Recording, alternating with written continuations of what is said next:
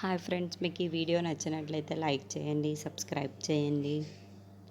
గౌతమ్ చనిపోవడానికి కొండ మీదికి వస్తూ ఉంటాడు. ఇంతలో అక్కడున్న గౌతమ్ అయితే మళ్ళీ నువ్వు లేని జీవితం నేను ఊహించుకోలేకపోతున్నాను, నువ్వు లేకుండా నేను బ్రతకలేకపోతున్నాను, మళ్ళీ నేను కూడా నీ దగ్గరకే వచ్చేస్తున్నాను, మళ్ళీ నేను చనిపోదామని డిసైడ్ అయ్యాను మళ్ళీ అని చెప్పేసి అనుకుంటూ ఉంటాడు.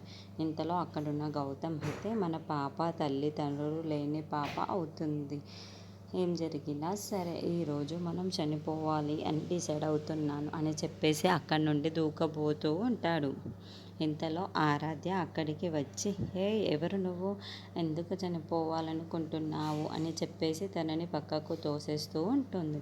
ఇంతలో అక్కడున్న గౌతమ్ అయితే ఒక రాయి ఉన్న దగ్గర వెళ్ళి పడిపోయి తనకి గాయం అయితే జరుగుతూ ఉంటుంది. అయ్యో ఎందుకు ఇలా జరిగింది అని చెప్పేసి అక్కడున్న ఆరాధ్య చాలా టెన్షన్ పడుతూ ఉంటుంది.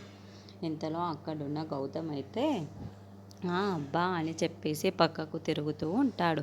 ఎవరు నన్ను ఇలా చేసింది అని చెప్పేసి అనుకుంటూ తిరుగుతూ ఉంటాడు. ఇంతలో అక్కడున్న ఆరాధ్యను చూడలేక చూస్తూ ఒక్కసారిగా షాక్ అయిపోతూ ఉంటాడు. ఏంటి, నా మళ్ళీలాగానే ఉంది అని చెప్పేసి అనుకుంటూ ఉంటాడు. ఇంతలో అక్కడున్న ఆరాధ్య అయితే ఎందుకు చనిపోవాలనుకుంటున్నావు అని చెప్పేసి అంటూ ఉంటుంది.